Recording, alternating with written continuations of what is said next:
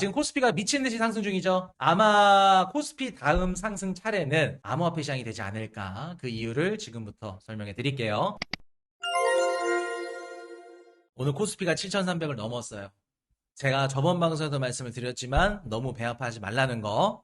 삼성전자나 SK하이닉스를 갖고 있다. 지인이. 그러면 배아파도 돼요. 하지만 내가 다른 종목을 갖고 있다. 아무리 코스피가 7,300, 뭐 8,000 올라가도 의미 없다.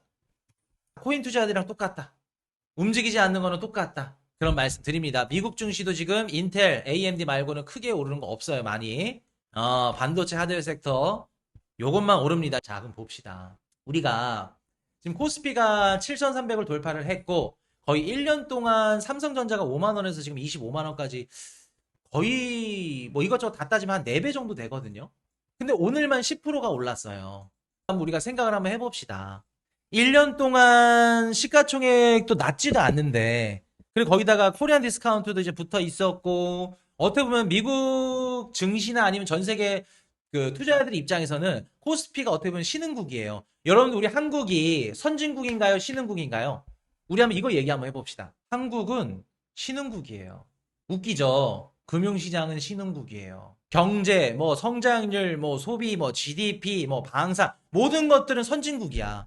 유럽보다 더 잘 살아요, 우리가. 근데 금융시장만큼은 신흥국이에요. MSCI 뭐 지수제 뭐 이런 것들도 마찬가지, 뭐 그런 것들도 해당이 되겠지만 이미 지금 우리 국내 증시가 뭐 제도를 바꾼다고는 하지만 어쨌든 간에 지금 아들내미한테 좀 물려주고 세습제고 코리안 디스카운트를 다 벗어났다고 하긴 아직은 일러요.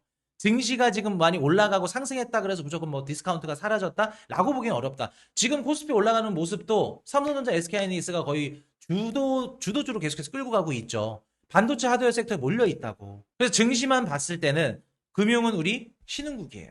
그럼 여러분들 우리가 한번 생각을 해보자고. 아무리 막 한국이 좋고 뭐 국뽕에 취해 있다고 하더라도 객관적으로 바라봐야죠. 미국이나 아니면은 선진 금융 시장에서 몸담고 일하는 투자자들 혹은 뭐 헤지펀드 뭐 대표들 이런 사람들 입장에서는 한국 시장은 리스크가 큰 시장이에요. 위험성이 높은 시장이야. 물론 최근에는 조금 그래는 흐름이나 안보란다. 좀 리스크가 좀 많이 바뀌긴 했지만 외국인들 입장에서는 코스피랑 암호화폐 시장이랑 어떻게 생각을 할까? 코스피랑 암호화폐 시장이랑 비슷하게 봐요.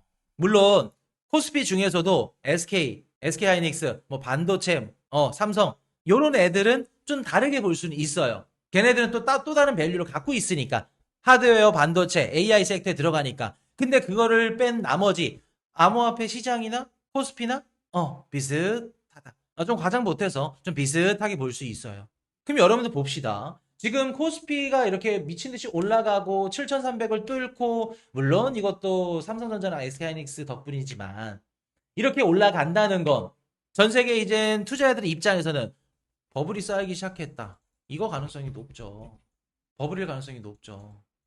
여러분 지금 삼성전자, SK하이닉스 뭐 PER이 몇이고 PBR이 몇이고 앞으로 지금 얼마나 좀 밸류를 받을 수 있고 이런 것들이 크게 의미가 없어요. 물론 이걸 또 반박하시는 분도 계실 거예요. 다른 미국 증시 이런 반도체 똑같은 비슷한 기업들 뭐 샌디스크라든가 이런 애들 비해서 저평가다. 맞아요. 근데 기업 대 기업으로 봤을 때는 그럴 수는 있겠지만 우리가 어디 그릇에 어디 바구니에 포함이 되어 있어요. 지금 한국 그 기업들이. 바구니 자체가 다르잖아요. 구매자들을 더 많이 볼 수 없고 시장 단위 자체가 다르잖아요. 그래서 무조건 그냥 기업 대 기업, 얘네 매출이 얼마, 밸류가 얼마, PBR이 얼마, PER이 얼마 이것만 보고 나서 이렇게 분석할 수는 없다. 비교할 수는 없다. 마켓이 다르잖아요. 어찌됐든 간에 지금 코리안 디스카운트도 지금 해소되고 있고 계속해서 뭐 규제도 바뀌고 있고 정부 정책도 바뀌면서 더 선진국으로 가는 거는 맞아요. 근데 지금 다 선진국으로 가고 있는 지금 과정 중에 한 일부분 뿐일 거고 지금 시장에서 바라보는 관점은 코인 시장이랑 뭐 같다라고 좀 동일선상에 볼 수는 없겠지만 어쨌든 간에 신흥국 이퀄 리스크성 자산시장. 근데 그 1년 동안 4배, 5배가 오른 그 기업이 오늘 하루에만 10% 가까이 올랐어. 그럼 여러분들 이게 버블이 아니라고 얘기할 수 있을까요? 가정 모임이 있었는데 주식 이야기가 나온 건 처음이네요. 확실히 버블 느낌 납니다. 여러분 버블이에요. 제가 지금 버블이니까 이제 뭐 터진다, 곧 빠진다 얘기 드리는 게 아닙니다. 잘 들어보세요. 버블인 가능성은 매우 매우 높다. 투기 과열, 투기 성격이 강해지고 있다. 그럼 좋아서 사는 장이 아니라 오르니까 사는 장에 가깝다. 요 얘기가 좀 더 지금 우리 코스피 시장을 봤을 땐 현실적으로 맞겠죠. 그럼 여러분들 이거를 우리가 좀 카지노로 비유를 한다고 했을 때 버블 구간에 들어갔을 가능성이 높다. 카지노일 가능성이 높다. 지금 우리가 보시면은 상관관계 인가방이 아예 뒤집혀 있어요. 평소에는 증시가 어떤 식으로 오르냐면 펀더멘탈이 올라 좋아. 그러면 가격이 올라요. 근데 여러분들 카지노 구간, 버블 구간에 들어가잖아요. 가격이 내러티브를 만들어 버려요. 가격이 먼저 오르고 왜 가격이 올랐는지 명분이 형성이 돼요. 명분이 되는 스토리가 나중에 붙어버리게 되는 거야. 그게 지금 우리 코스피 시장이라고요. 이렇게 되면은 어떻게 되냐면은 지금 개인 투자자들 이젠 너도 나도 막 부랴부랴 들어올 거예요. 미친 듯이 들어옵니다. 계좌 개설하고 국장하자, 국내 주식 투자하자, 뭐 토스부터 시작해서 미친 듯이 개설하고 이제 들어올 거예요. 그럼 이런 시장에서 어떠한 현상이 나오냐면 심리적 그리고 구조적 이런 부분들이 작동을 하거든요. 자, 심리적으로 가볼게요. 내가 삼성전자랑 SK하이닉스로 좀 얼마 먹었어. 한 100%에서 한 300% 정도 먹었어. 그럼 이 투자자들이 이 300, 예를 들어서 1억을 갖고 3억을 만들었네. 그럼 여러분들이랑 한번 가정을 해보고 대입을 해볼게요. 3억을 갖고 은행 통장으로 빼가지고 아싸 좋다. 뭐 차나 사자. 아니면 이거 갖고 뭐 적금이나 들자. 라는 수요가 많을까? 아니면 그 3억을 갖고 또 다른 자산을 찾을 가능성이 높을까?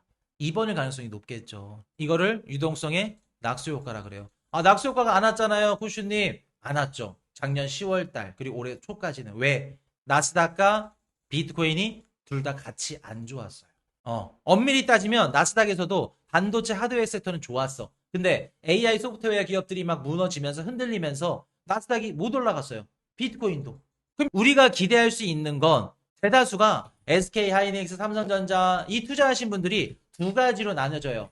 수익금을 갖고 첫 번째 국내 증시 코스피에서 다른 섹터로 가는 거예요. 뭐 방산도 있고 뭐 에너지, 뭐 소형 원전, 뭐 전력 다른 섹터로 가는 방법이 한 가지 있고 혹은 미국 주식으로 갈 수도 있겠죠. 근데 미국 주식은 좀 접근성이 좀 떨어지기는 하죠. 국내 주식 투자하신 분들의 입장에서는. 또 이분들이 어디로 갈 수 있냐면 코인으로 갈 수 있겠죠. 이해되세요, 여러분들?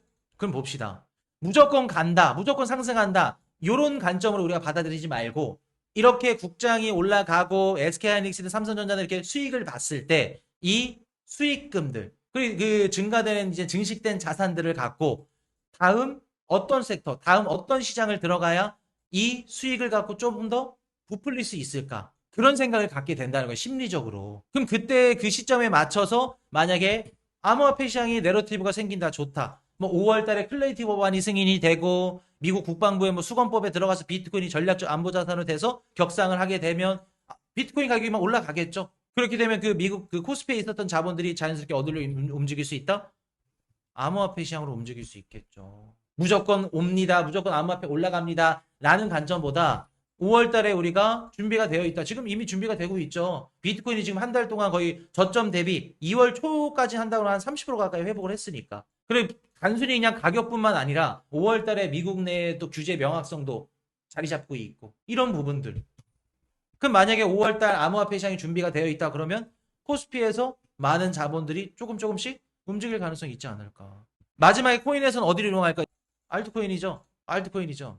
자, 아까 어떤 분이 알트코인이 진짜 몇십 배, 몇백 배 오를 수 있나요? 네. 그럼 그 오르는 원천, 그 힘은 뭔가요? 원래 버블의 끝, 자산시장의 유동성의 낙수 효과의 끝은 장대하고 짧아요. 그래서 진짜 거품, 사기, 뭐 스캠이다 얘기 나올 정도로 그 진짜 완전 한 달에서 두 달 정도 꼽히는 그 시점이 알트 상승장이에요. 광기장. 그래서 몇십 배, 몇백 배 일어나는 거예요. 제가 왜 이런 얘기를 드리냐면 지금까지 역사적으로 우리 암호화폐 시장은 전통 자산 시장이 있죠. 코스피든 미국 증시든 같이 움직였어요. 같이. 실제로 같이 움직였나 볼까요? 2017년도, 2018년도 초반 코스피가 박스권을 돌파합니다. 비트코인이 급등을 하죠. 17년도 후반, 18년도 초반 암호화폐 상승장이에요. 비트코인도 코스피도 상승했었고 둘이 같이 움직였네요. 20년도 하반기, 21년 상반기 팬데믹 때죠. 둘 다 같이 움직였어요. 자, 24년도 11월 이때는 살짝 예외예요. 요때는 뭐가 있었냐면 한국에서 비상계엄령이 터졌죠.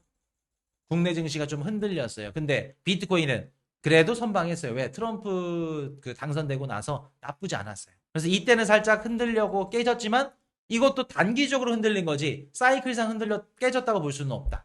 작년도 마찬가지고 작년에도 암호화폐 국내 증시 나쁘지 않았거든요. 근데 나스닥이랑 비트코인 둘 다 좀 흔들렸어요. 그리고 코스피는 올라갔고 우리가 한 가지 알 수 있는 건 지금껏 암호화폐 시장은 전통 자산 시장, 주식 시장이랑 단 한 번도 디커플링 난 적이 없어요. 물론 한 달, 뭐 분기, 뭐 2분기 단기적으로는 깨질 수 있겠지만 큰 사이클 내에서는 깨진 적이 단 한 번도 없다. 그럼 여러분들 결과가 나왔죠? 지금 코스피가 올라가고 미국 증시가 올라가고 있어.